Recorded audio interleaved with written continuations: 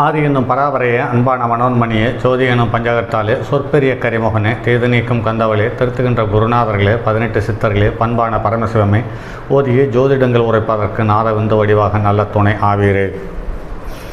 உலகில் உள்ள தமிழ் பேசும் அனைத்து நல் உள்ளங்களுக்கும் மற்றும் ஜோதிட சான்றோர்களுக்கும் மூத்தோர்களுக்கும் ஆர்வலர்களுக்கும் மற்றும் இந்த காணொலியை காணும் உங்களுக்கும் ஆஸ்ட்ரோராஜின் இனிய நல்வணக்கங்கள்.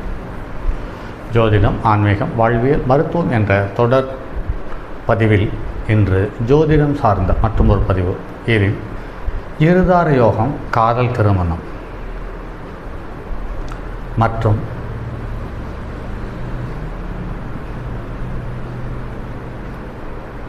காதல் திருமணத்தில் உறவுகளா வெளியிலா என்பது சார்ந்த பதிவுகள் மற்றும் தற்போது விபரீத உறவுகளை அடையாளம் காட்டும் கிரக அமைப்புகள் சார்ந்த பதிவுகளை பார்த்து கொண்டிருக்கிறோம். அந்த வகையில் இன்று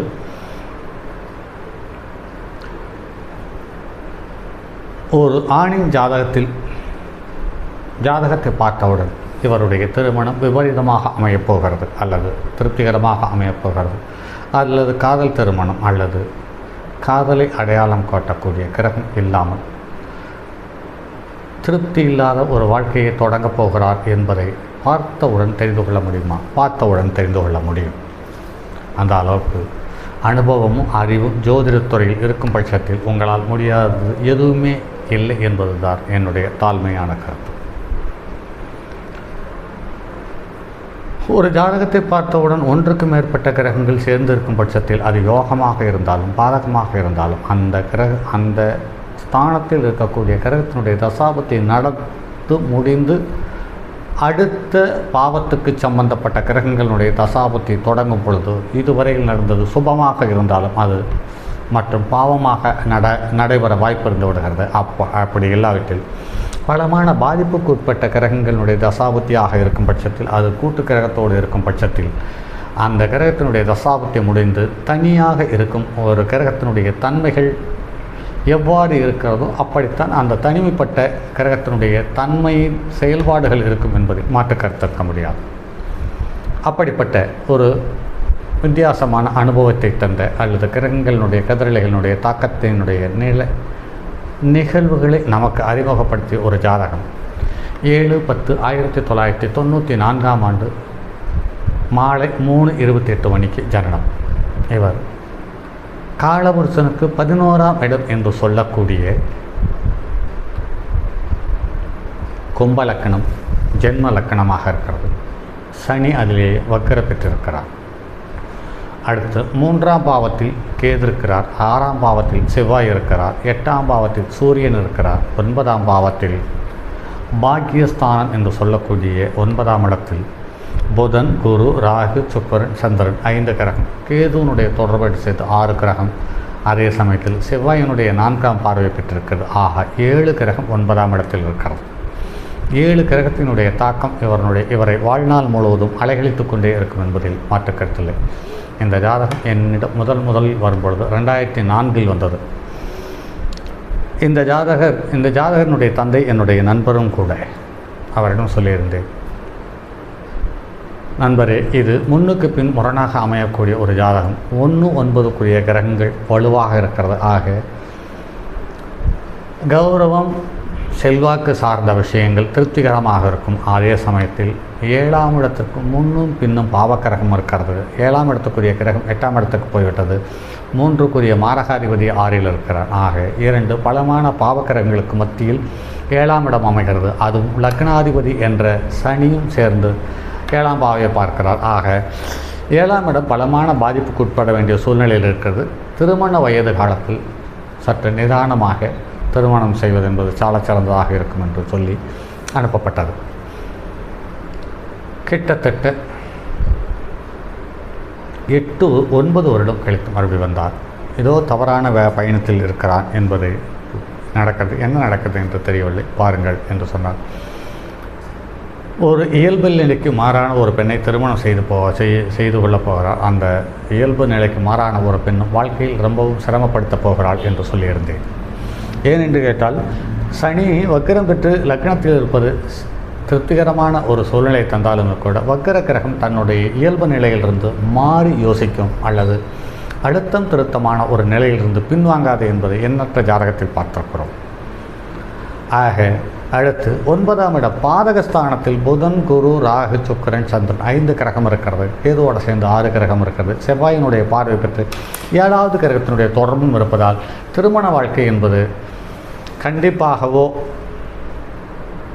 திருமணம் ஆன ஒரு பெண்ணோ அல்லது திருமணம் ஆகாதவளாக இருந்தாலும் இந்த ஜாதகனுக்கு இயல்பு நிலைக்கு ஒத்துப்போகாத ஒரு பெண் வாழ்க்கை துணையாக வருவதற்கான வாய்ப்பு இருக்கிறது என்று சொன்னேன். அது நடைமுறையில் அப்படியே ஒத்துப்போனது. இதில் சுய பிரசங்கம் என்று எடுத்துக்கொள்ள வேண்டியதில்லை. கிரகத்தினுடைய நின்ற நிலை சார்ந்த தகவலைத்தான் இப்போ இந்த காணொலியோடு பகிர்ந்து கொள்கிறோம் என்பதை கருத்தில் கொள்ளுங்கள். பாருங்கள் நண்பர்களே, லக்கினம் அவிட்ட நட்சத்திரம் 4ஆம் பாதத்தில் இருக்கிறது. 5.4 பாகை பெற்றிருக்கிறது. இந்த லக்கண புள்ளிக்கு டிகிரியை தந்த செவ்வாய் லக்னாதிபதிக்கு 6இல் மறைந்து போனார். அதே சமயத்தில் இந்த லக்னத்துக்கு 3ஆம் இடத்துக்குரிய மாரகாதிபதி என்பதை இங்கே கருத்தில் கொள்ள வேண்டியதாக இருக்கிறது. 10ஆம் இடம் என்று சொல்லக்கூடிய ஜீவனஸ்தானத்துக்குரிய கிரகம் அதுவே என்பதுதான் இங்கு சற்று கூடுதலான தகவல். ஆக அடுத்து சூரியன் அஸ்த நட்சத்திரம் 4ஆம் பாதத்தில் 20.14 பாகை பெற்றிருக்கிறது. சந்திரன் விசாக நட்சத்திரம் 1ஆம் பாதத்தில் அமர்ந்து 21.37 பாகை பெற்றிருக்கிறது. செவ்வாய் பூர நட்சத்திரம் 2ஆம் பாதத்தில் அமர்ந்து 7.52 பாகை பெற்றிருக்கிறது.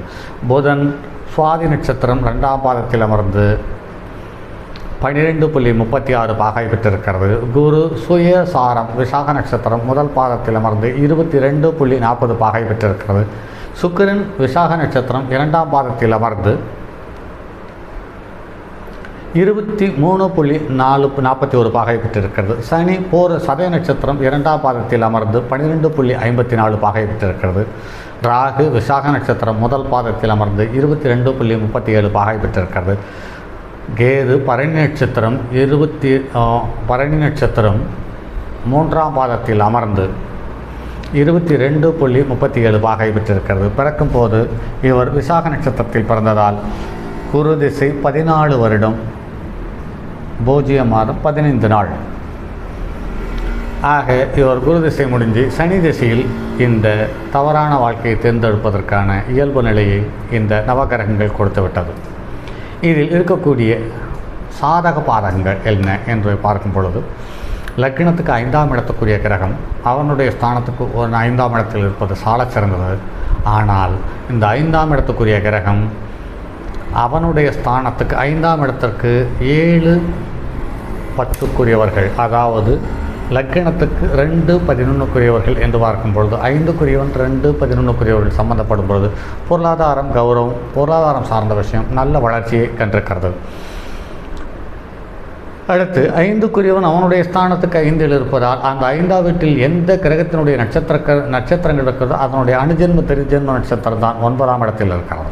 ஸோ 9ஆம் இடத்தில் 2வது காதல் என்று எடுத்துக்கொள்ளலாம். அல்லது இந்த காதல் நம் இனமோ மாற்று இனமோ அல்லது நம்மை விட வயதில் மூத்தவளோ இளையவளோ எதுவும் சங்கோஜப்படாமல் ஏற்றுக்கொள்ளக்கூடிய மனோபக்கம் 9ஆம் இடத்தை தந்து விடுகிறது என்பதை நடைமுறையில் பார்க்க முடிகிறது. அதே சமயத்தில் 4ஆம் இடம் என்று சொல்லக்கூடிய சுகஸ்தானம் ஒழுக்கஸ்தானத்திற்கு 6ஆம் இடம் வலுப்பெற்றிருக்கிறது. அந்த 6ஆம் இடத்தில் தான் சுக்கிரனும் 4ஆம் இடத்துக்குரியவனும் அவனுடைய ஸ்தானத்துக்கு 6ஆம் இடத்துக்காரணமான சுக்கிரன் 9ஆம் இடத்திலிருந்து 4ஆம் இடத்துக்கு 6ஆம் இடத்துக்காரனாகவும் 6ஆம் இடத்திலுமே அமர்ந்து சுய ஒழுக்கத்தை கெடுத்துவிட்டது, தாயினுடைய உறவுகளையும் சங்கடப்படுத்திவிட்டது என்பது நடைமுறையில் பார்க்க முடிகிறது.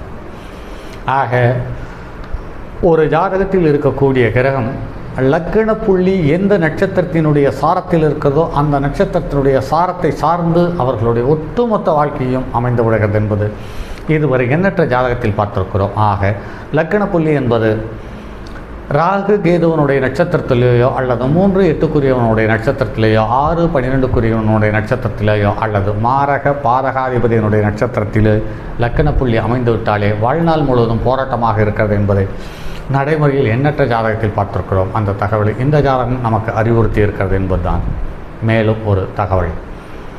ஆக விபரீத உறவுகளை அடையாளம் காட்டக்கூடியது அந்த தேதியில் பிறந்த அந்த குழந்தையினுடைய செயல் என்று நினைக்கும் பொழுது சற்று தாய் தந்தை நிலையிலிருந்து பார்க்கும் பொழுது சங்கடமாக இருக்கிறது. ஆனால் இது எல்லாமே கிரகங்களினுடைய கதிரலைகளினுடைய ஏற்ற இறக்க சார்ந்த நிகழ்வுகள் தான் என்று பார்க்கும் பொழுது நாமும் ஒரு காலக்கண்ணாடி என்று நாமே சமாதானப்படுத்தி கொள்ள வேண்டிய கட்டாய சூழ்நிலைக்கு நம்மை தள்ளிவிடுகிறது என்பதுதான் இயல்பான நிலை.